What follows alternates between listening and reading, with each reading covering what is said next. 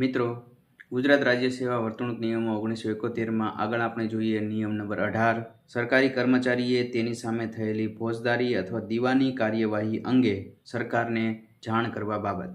સરકારી કર્મચારીએ તેની સરકારી ફરજ અદા કરતી વખતે કરેલા અથવા સરકારી ફરજ અદા કરવાનું અભિપ્રેત હોય તે વખતે કરેલા અથવા જેમાં નૈતિક અધપતનનો સમાવેશ થતો હોય અથવા જેમાં 1 વર્ષ અથવા વધુ મુદ્દતની કેદની સજા થઈ શકે તેમ હોય તેવા કોઈપણ કહેવાતા ગુના અંગે સરકારી કર્મચારી સામે કોઈપણ ફોજદારી કાર્યવાહી દાખલ કરવામાં આવી હોય અથવા ચાલુ હોય ત્યારે સરકારને જાણ કરવી જરૂરી બને છે. કોઈપણ સરકારી કર્મચારી સામે તેવા માસિક વળતરની 10 ગણી રકમની વસૂલાત માટે અથવા આવા સરકારી કર્મચારીએ કરેલા કહેવાતા વિશ્વાસભંગ અથવા નાણાંની ઉચાપત અથવા કપટને કારણે થયેલ નુકસાન માટે કોઈપણ દીવાની કાર્યવાહી દાખલ કરવામાં આવી હોય અથવા ચાલુ હોય તો તેની જાણ સરકારને કરવી.